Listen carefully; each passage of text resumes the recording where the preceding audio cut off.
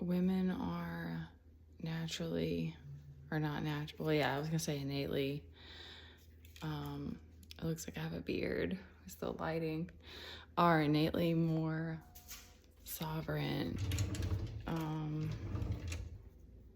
I mean, no, that's not the right word. I think we're all I think sovereignty is like kind of when you free yourself mentally. So, what women are, to me, in a sense, are more sovereign because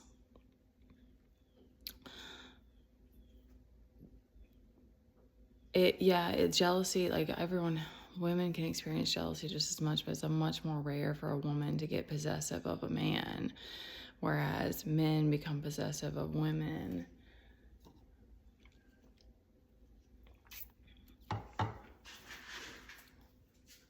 And I always think of that. I think of that rhyme, that nursery rhyme, Peter, Peter, pumpkin eater, and had a wife who couldn't keep her. Something about keeping her in a pumpkin shell. He kept her in a pumpkin shell. And that happens to a lot of women, is they just become housewives or whatever, and that might be what they want, and that's fine too. What I feel like God uses women as an example a lot, because truly he's like, we're God's children, and like women are innately driven more to take care of themselves. And I've experienced extremes in this because I've been so abusive with my body and so extreme in martyrdom, and realizing that this is all of that's linked to like this father wounding.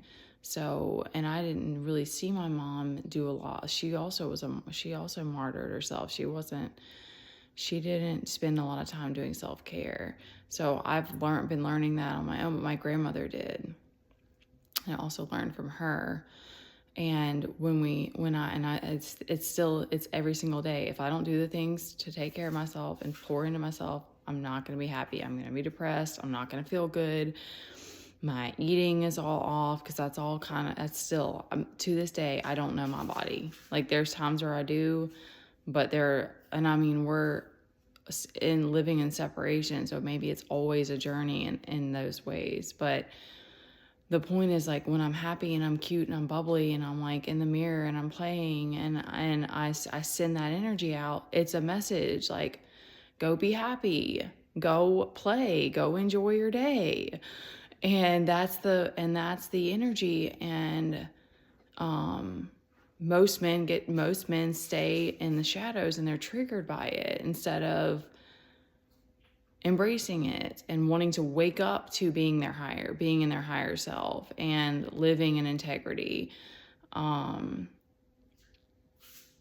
Most men would rather try to hold on to that. Like you can't do that. It'll be lifelong karma for you learning that lesson. That Londrell song, and I wish I knew, it might be the one that's 11:11. It's not that one. It's another one that says, realizing that woman is the risen Christ, and he's like, it may take you many lifetimes to get there and stuff. It's a beautiful song. All of his songs are beautiful. Because I have, just like I'm saying, if I don't take care of myself, I can be a hot mess. Okay, I can be a mess, and depending on what's going on. But even learning to be calm with learning through my child to be calm, like so many women, some reject it, but most women surrender and submit and learn what they need to do, are guided by their children. And of course, this doesn't apply if you're not a mother, but like there still is that womb maternal like surrender that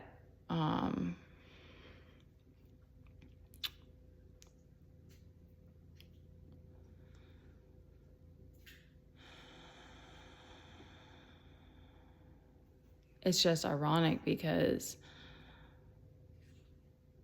often men will project and see a woman on her own and think and maybe there will be those moments where they think I need to protect her, and that's beautiful.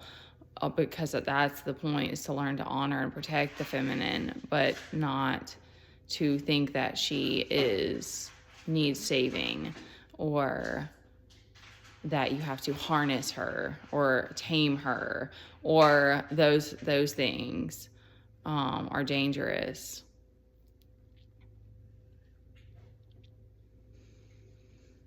Okay, that I knew there was another point, because it's like, we could be out here, there's only so many millionaires on this planet, and we could be out here, everyone could be out here making a 10 of cups, and creating the Trinity, but we're not. So, or there's very few people who are, and it seems,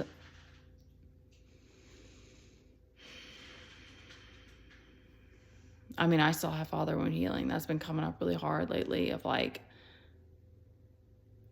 I realize, because, okay, I'll add this in, because lust is another thing that men stay trapped by. And I've gotten that reflection so many times about my body, and just gotten to a place of disgust with it. And it needed to get there, because I was like, I have to figure out what kind of changes am I going to make? Because I've learned to love my body. I've tried. I still fall. I'm really not obsessive anymore. It was just wild, because I thought when I stopped doing fitness like I used to, that my body would change. Like, I thought it would just be like, not instant, but I just thought like there would be a lot of changes, but there haven't. And my discipline, I've recognized that, like, my discipline, and possibly my disconnect with my body, and the fact that I tend to go to restrict, not even just restricting, but if I'm stressed, or like, I'll usually not eat in situations where other people might be like emotional eaters or whatever. I'm more the opposite. So, I've still been stuck as well. Like that, although yes, it's detachment, and that's the learning, but like, that's a reflection of like, you're still stuck here. Like, the men are still putting you in lustful energy, instead of seeing you as a whole, sovereign, wise, like, creation. Thank you. That's really beautiful. And so I don't know exactly, because I know because I struggle with, there's lots of days where I struggle with like my appetite and stuff, which I know. And then there's fasting is its own thing, but I'm on the other end of like trying to figure out what I need to do to keep making self-care like my top priority, so that I have the strength and the energy, and that I'm staying empowered. I'm moving from a place of power, and not allowing, like, falling into lust or falling into devil energy, or the karma is like, because I played in that the other day. I don't even know what came over me, and God was like, you're gonna get some, you're gonna sit with this. You're gonna sit and feel the discomfort now, because that's not the path I'm on anymore. And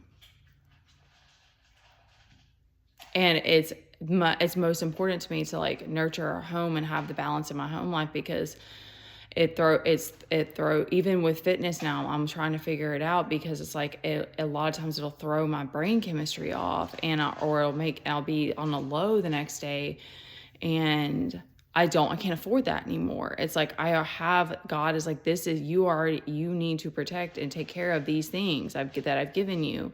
And if you don't, you're going to be sad, and you can't blame the world, and you can't blame whatever. Like, you can't do that anymore. And, my kid immediately, like, he'll either get crazy, or he'll be, I'll know, because, that's the life that we're living, that I've chosen. And when I come back around to compassion, and I'm taking care of myself, then I'm in a space of gratitude.